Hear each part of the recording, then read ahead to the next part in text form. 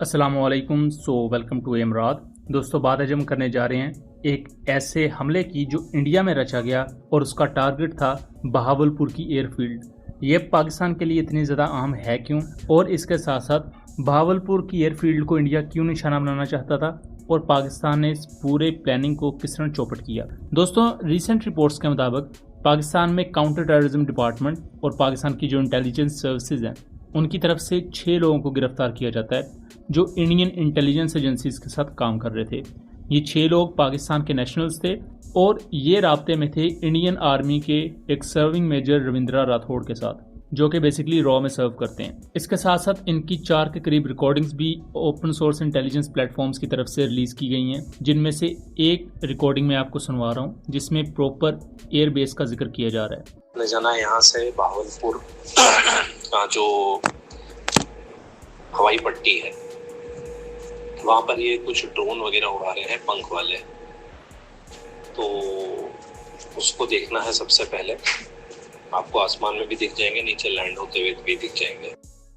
Basically इनका काम ये था कि बहावलपुर में मौजूद एक मस्जिद, एक रेलवे स्टेशन और बहावलपुर का जो एयरपोर्ट है या एयरफील्ड, उसको टारगेट किया जाएगा, उन पर अटैक किया जाएगा। लेकिन सीटीडी की बरवक्त कार्रवाई की वजह से ये 6 के 6 लोग पकड़े गए हैं और इनकी कॉल्स वगैरह भी इंटरसेप्ट हो चुकी हैं। अब बहावलपुर की एयरफील्ड इतनी ज़्यादा अहम है क्यों?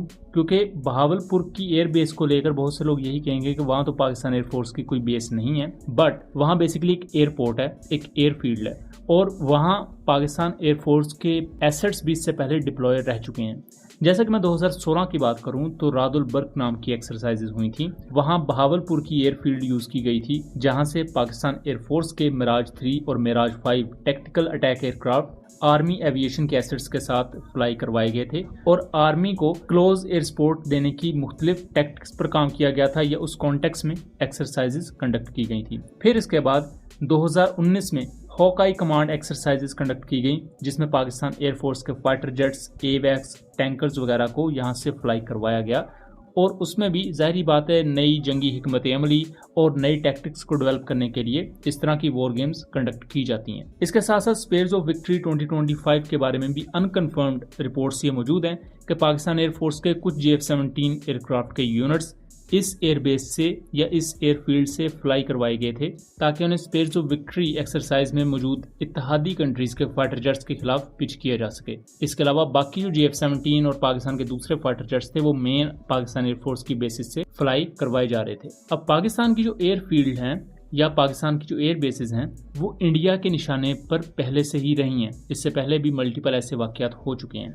इससे पहले अगर मैं कुछ वाकयात आपको बताऊं तो नवंबर 2023 में मियाँ वाली एयर बेस पर अटैक हुआ था, जिसमें 9 TTP के टेररिस्ट ने वहां अटैक किया था, लेकिन ये 9 के 9 टेररिस्ट मारे गए थे और कोई खास डैमेज नहीं हुआ था।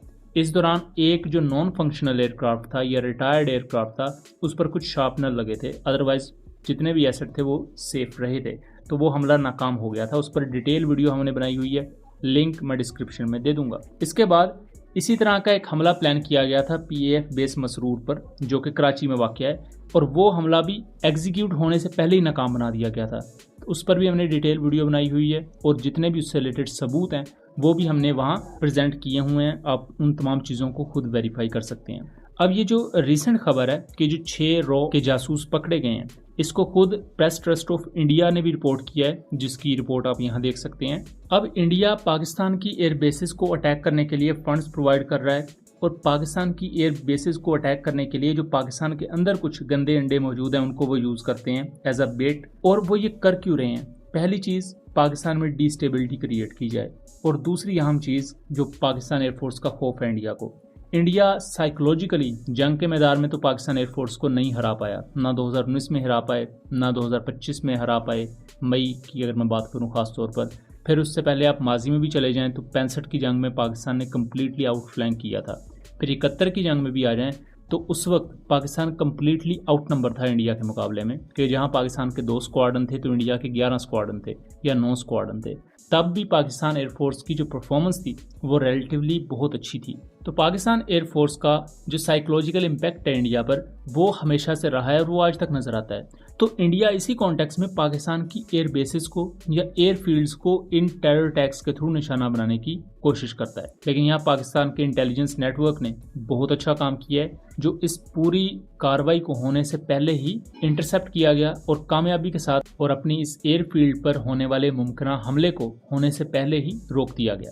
तो दोस्तों, ये था एक एनालिसिस। उम्मीद करता हूँ चीज़ें क्लियर रही होंगी। वीडियो पसंद आई हो तो इसे ज़्यादा से ज़्यादा शेयर कीजिएगा, ताकि इस तरह की मज़ीद इन्फॉर्मेटिव वीडियोस हम आपके लिए लेकर आ सकें। मिलेंगे अगली वीडियो में, तब तक के लिए अल्लाह हाफिज़।